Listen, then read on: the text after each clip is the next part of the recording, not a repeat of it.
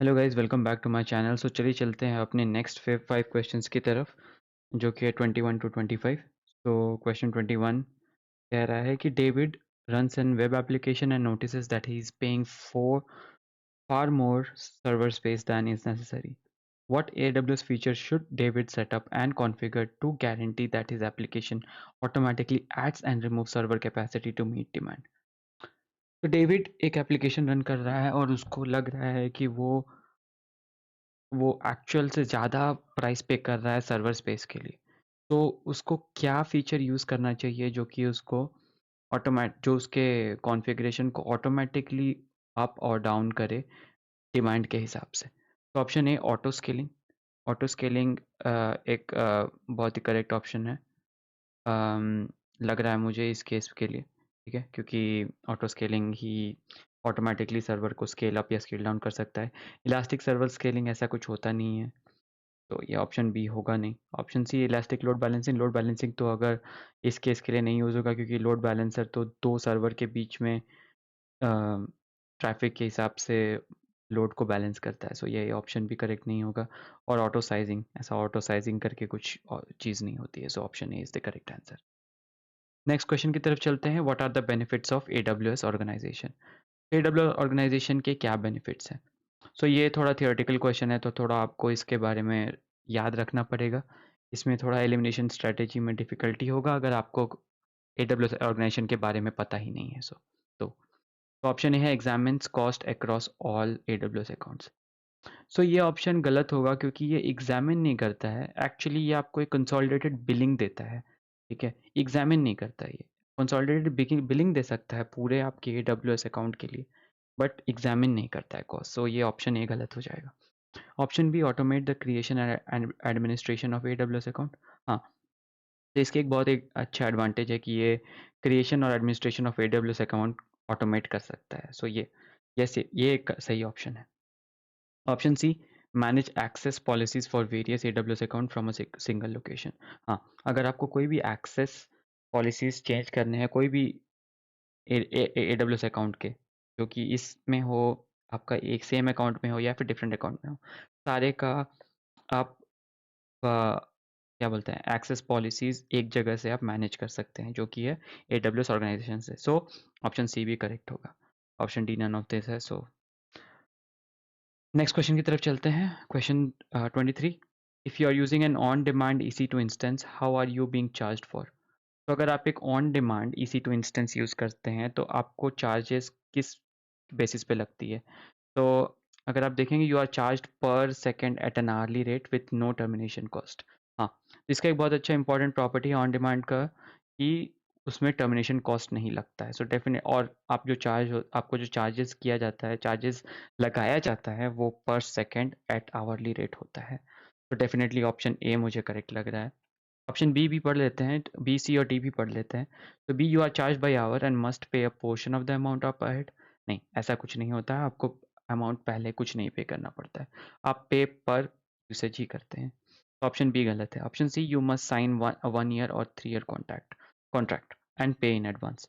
तो ये तो ऑन डिमांड है, तो डेफिनेटली यहाँ पर कुछ कॉन्ट्रैक्ट होता नहीं है। सो ऑप्शन सी भी गलत है। ऑप्शन डी क्या है, you are charge per second at an hourly rate with a termination fee. तो ये भी गलत हो जाएगा, क्योंकि यहाँ पर टर्मिनेशन फ़ी की बात की जा रही है, which in case of on demand instances कुछ नहीं होता है। सो नेक्स्ट क्वेश्चन की तरफ चलते हैं। Ravi is in charge of a web application that runs on hundreds of EC2 instances.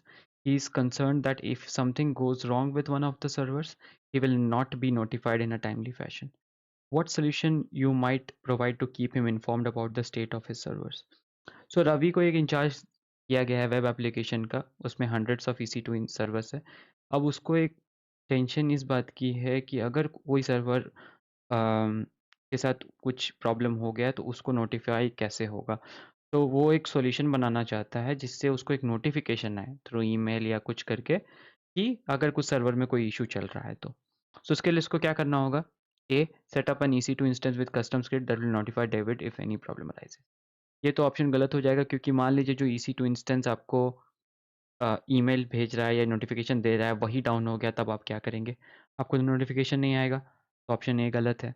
Option B, setup an RDS alert for CloudWatch EC2 metric alarm.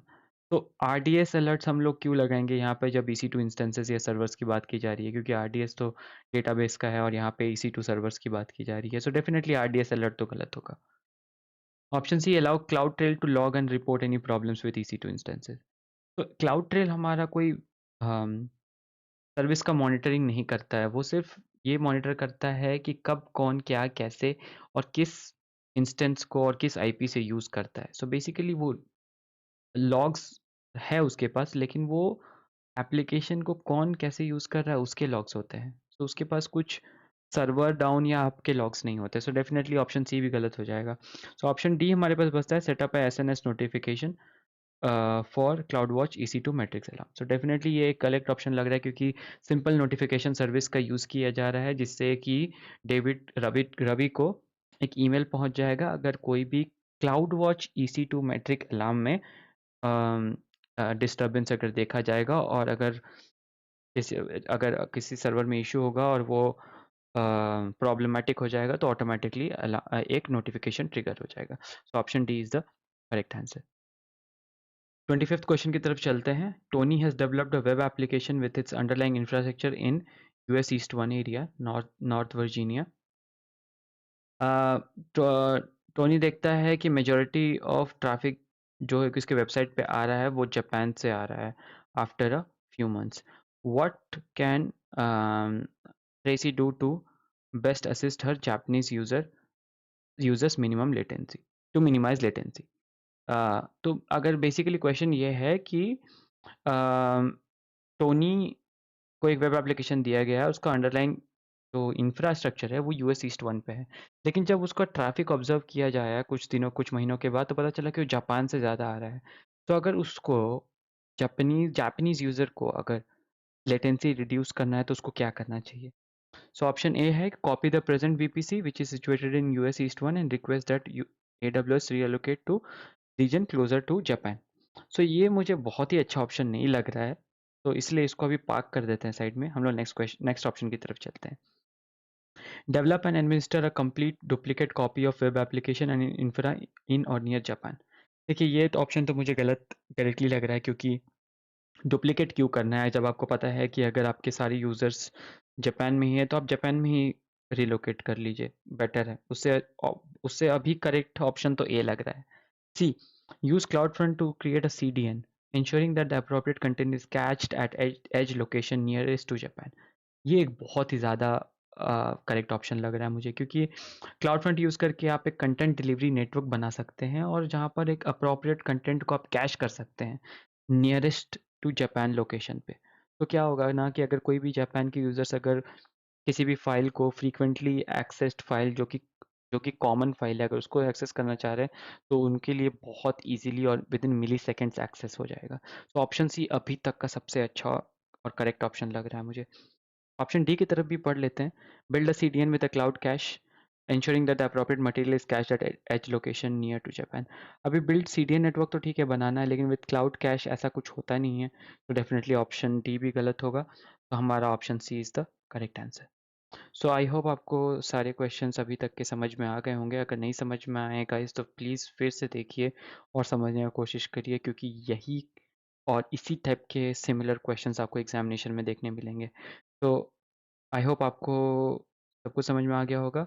Please like share और subscribe करना ना भूलें, क्योंकि ये मुझे बहुत हेल्प करता है। Thank you and I will see you in the next video.